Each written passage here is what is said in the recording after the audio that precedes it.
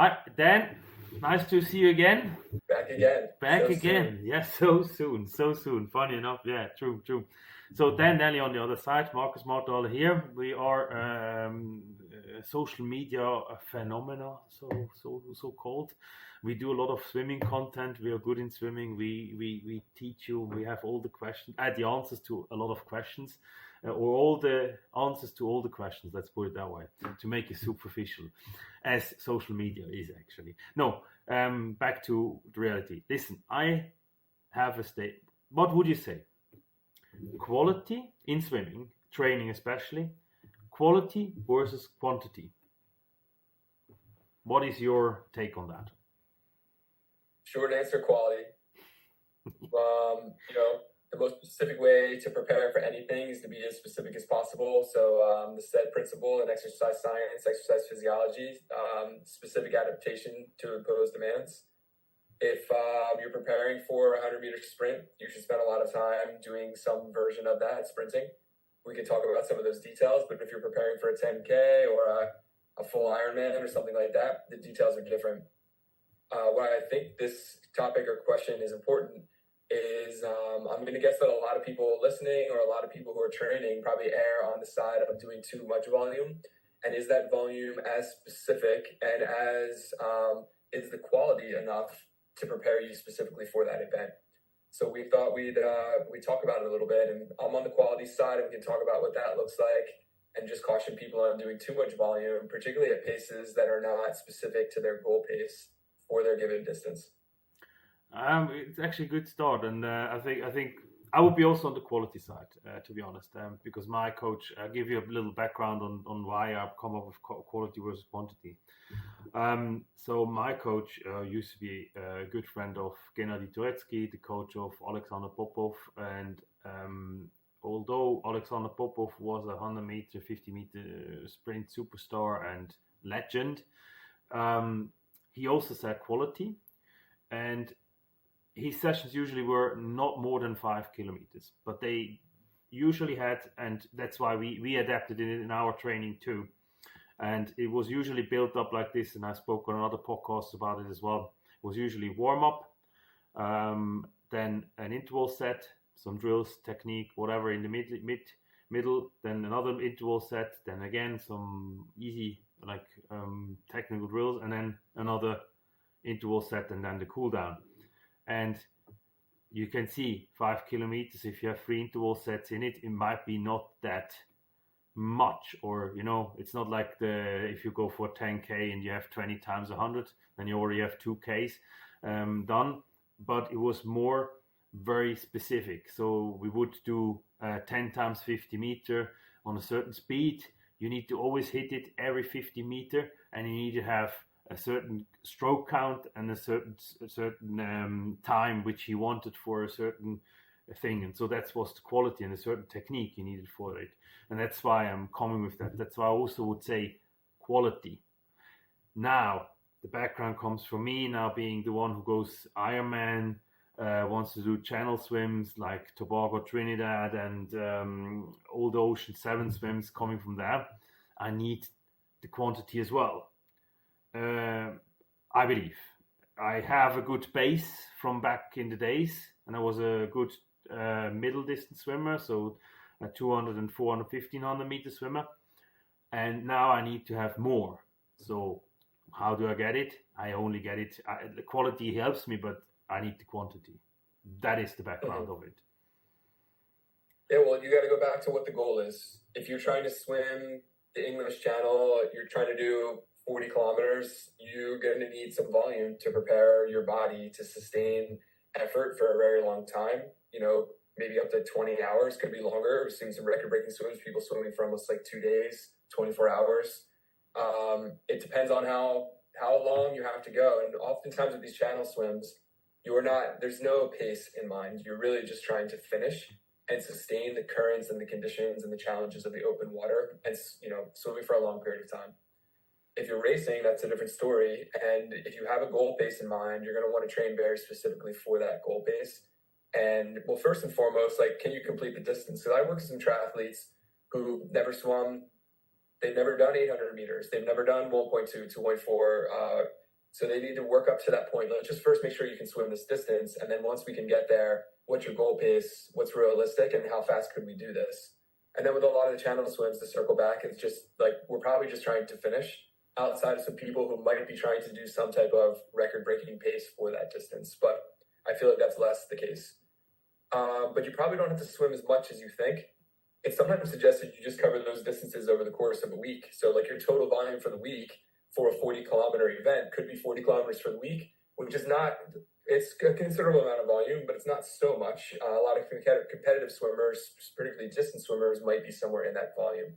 So it depends, but you don't necessarily need to do a 40-kilometer swim straight in your training. Mm-hmm. Yeah, I agree. Okay, that's a good standpoint. Actually, I would agree on that. For me, as I want to have, so just for the people who are listening, for me, it will not only be finishing, it will be also being a certain time or a certain speed. And then you need to have kind of the volume and you need to have the quality. So yes, then also it depends on what kind of type you are. For example, I just recently spoke to Andreas Waschberger, who did the world record on the channel swim, the English channel, from Dover to Calais in 6 hours 45 minutes. And obviously he had about 80 Ks a week or even more sometimes. And this because he needed that volume to get there. But he actually, again, he has the basis of his training from past. I mean, he was a Olympic swimmer, and he went to the Olympics in long distance, but also he was in middle distance swimmer. So he has that base and needs to get that. And I will be more relying on that side. But again, as you say, so actually we can take that as for the channel swims. I would agree with you. You might want to just finish. And best thing is you need to be able, that your body needs to be sure that it can last for 10 hours, 12 hours, or whatever hours count you have. If you get it, and there is something which I know now, which I didn't know back in the days, which I would change to back in the days a bit more, is if you get the training in solely through swimming, or if you add maybe other things like running or cycling to it, that can help as well, like to make it a bit more broader, the training. Now, if I want to be a middle distance swimmer, let's say not, it can be pro or it can be master swimmers or someone who just wants to race. How would you go about this? I mean, let's say 400 meter. How would you go about this? I mean, we have now the channel swim and the triathlon. Now, how would you go about 400 meter? Well, you're doing a way less volume, and you definitely want to be hyper focused on pacing and being able to replicate that pace. But for a 400 meter, you're looking at putting like your 4 best 100s together. So a lot of repeats that are shorter than a 400. You don't need to be doing a lot of 400s in practice, in my opinion. I don't even know how many 200s you need to be doing. I mean, I have a lot of people doing threshold 100s. We might be doing some 50s. You need to be working on speed and quality. To your point, what's your stroke count? What do your underwaters look like? Are you developing your turn and your start? What's your breathing pattern? There's a lot more details within that 4 to 6 minute swim, depending on your age and gender and your background in swimming. And it's fast. It's not a lot of time. You're glycolytic. It's not so aerobic. You're working pretty hard. It's not a true sprint. It's a little bit longer. It hurts, and you're just trying to sustain your 4 best 100s back to back. It should be consistent. It should look pretty uniform. So working on swimming as fast as you can for those 4, and you're gonna break it into pieces and train really fast within those pieces. I like that. Actually, a good point. And to that, I would even go further and say you will, if you want to do a 400 meter freestyle, you will never swim it in training. You will always go and break it up into 200s, 100s, or 350s. That is and do their threshold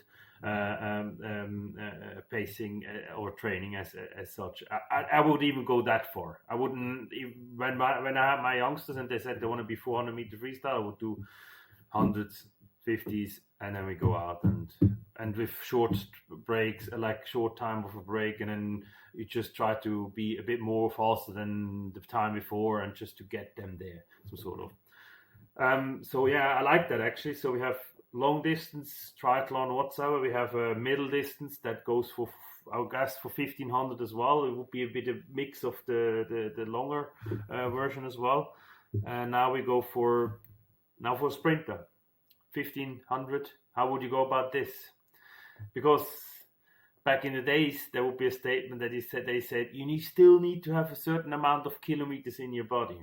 How would you go about this? I think a lot of people are still holding on to volume, and people are training on teams where the programming, you might have a distance, middle distance, and sprint groups, stroke groups, but they're still doing a lot of volume. I certainly did through college.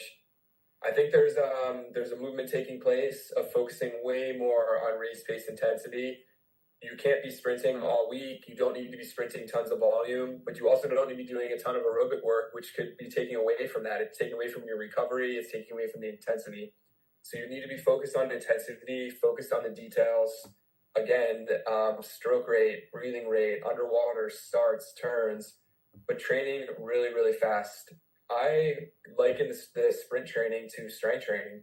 And, if you're trying to get really strong for a 3 repetition max or whatever the heaviest deadlift is possible, one, you're not going to do a ton of 1RMs in training.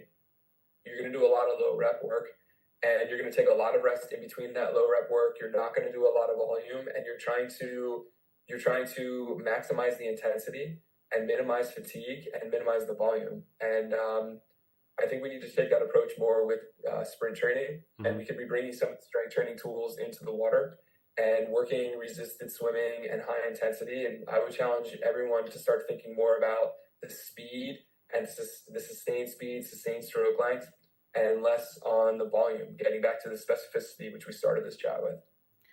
So then that comes up, maybe it's a minor question, because I had a similar discussion with Abby, and so we train people who are maybe pros now, or with Jan Wolfgart, and he has the guys who are going to the Olympic Games and are in their prime. They are between 16 and 28, some sort of in that range. Then we have most likely the swimmers when they come to us, the triathletes are between 25 and up. Sky's the limit, I guess. Now, and Abby is a bit of a special. Abby Fish, shout out to her. I will also mention her in the caption. Sorry for that. I would. Then she's in the youngsters, so they start off when they're 6, and then she goes higher, even younger maybe. But they go and they are in this, in this not high school, even younger. Then is when the thing started, or where we started, you and I started.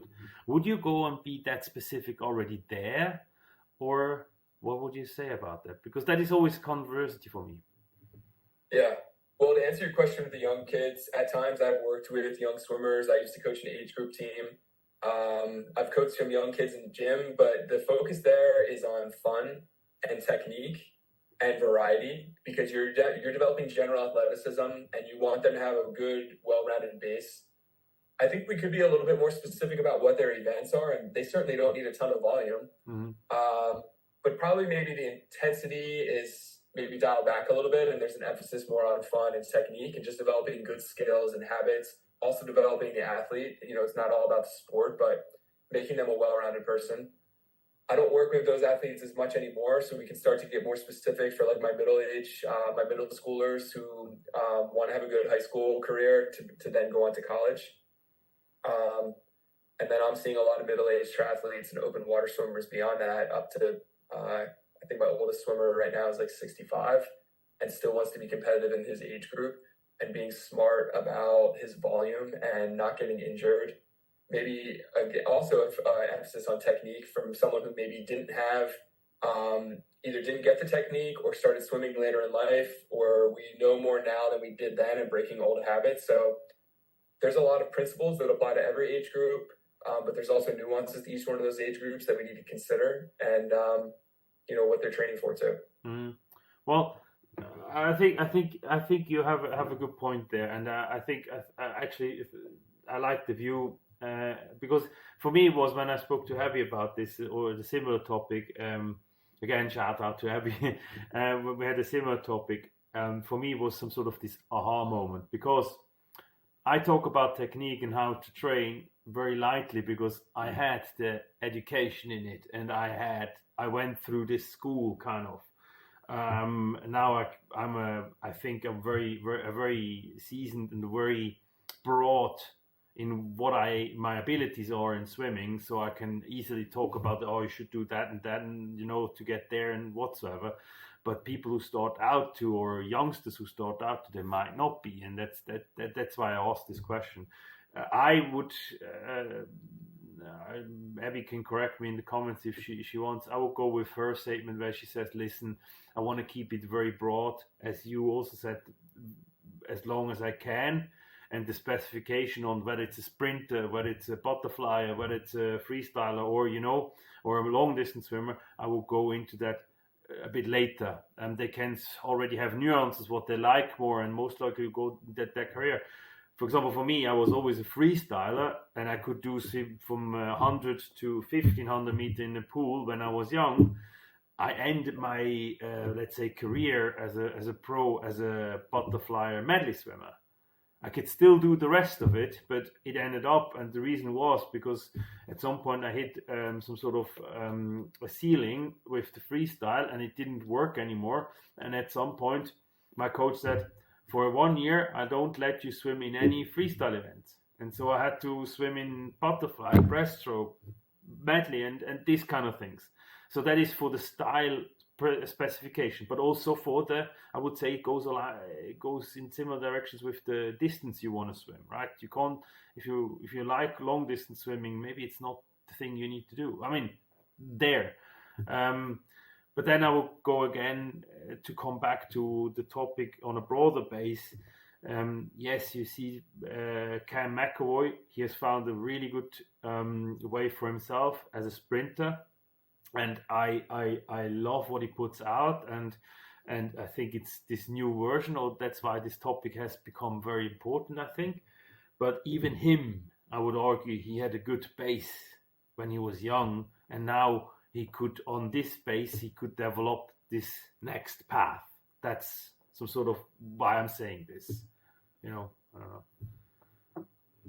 Yeah, I mean, you want to give young kids a broad exposure. We know that variety, not just like it's beyond swimming, like play other sports. You should definitely be doing all the different events and strokes and skills on the team, but also give yourself a break from swim season, play other sports, develop your athleticism. Jumping and ground-based things are going to be really important for starts and turns. You want to give them a raw base. They don't even know what they're good at yet. They're not even physically mature. They're not going to know for a while. So giving them a variety. They don't need to be doing a ton of volume. You want to make it fun. If they are preparing for a 50-yard freestyle, 50-meter freestyle, we should be doing some preparation for that, knowing that we may also be developing other skills. Mm-hmm. And yeah, it's interesting. I don't know if we know yet. We're seeing some seasoned swimmers make some shifts and be hyper-focused on quality and specificity, but they also have that base as well that they're able to ride on. You and I have that too. I don't know if I can tolerate the volume as well as I could at a super high level, but I can swim some of the short stuff almost as fast by just being smart about the quality and, getting strong in the gym and hyper-focused on speed work in the water. Yeah, I would agree. I mean, as I said, another example, and that's why also it's in the topic, is another person I know from social media and from the closeness of because he's in Germany, and is Stefano Razzetto, and he's also really good in sprinting. He used to be able to swim 200-meter freestyle as well, and he used to be able to swim 200-meter butterfly as well, or like Madison. But he has now also found his recipe to be very fast on a 50-meter, and no wonder he says that he's good there, and because he is very focused on very specifics in it, and then the volume will be not that much of a main topic anymore. It's more about these specifics, and you go race pace and you go out and for him it works. I mean, he swims at 22 low and on a 50-meter, and it's even like it's great. And he's my age, he's 37 years old. I mean, blimey, this is something. But I like then also the statement which another guy said, who used to be a world record holder on the master side, Alex from scale swimming, which I usually talk to, and he said, volume is good, because he's also a middle distance swimmer. He said volume is great, and I would always go with volume and quality, but have it in line. But every now and then you want to challenge your body, and even in training, you want to swim all out on your distance which you want to do.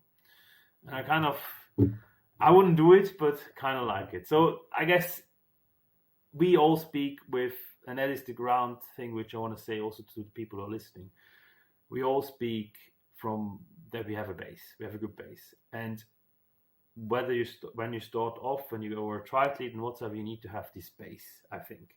And then the technique you need to have. And in order to have the technique settled, or like that you do it when you're sleeping some sort of, or in your sleep, you need to have the grinding part too. So one thing is getting the technique in, and speak to people like Dan and me about the technique, do the video analysis, and then afterwards you focus on the grinding part as well. I guess it's nuanced, right? It's what you want. What is your goal? What's the goal?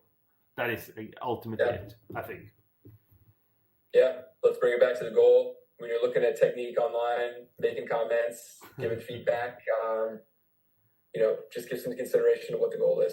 Yeah. What's this person trying to accomplish? Yeah. What's the most specific way to accomplish that task? Yeah, I would agree. Listen, I mean, it was a high level discussion, and I think we touched a lot of topics, and we had a lot of good glimpses into all these stages, let's say sprint, middle distance, and long distance, channel swimming, triathlon. I like that. I don't know, do you have anything else to add on that topic, or we can talk into that more detail in another one? Yeah, I mean, I want to hear what everyone else thinks, so I'd love to hear it in the comments. Let's talk about it, and we'll come back to it after a little bit of discussion. Yeah, thank you so much, and until next time. Thanks, Marcus. Thanks. Cheers.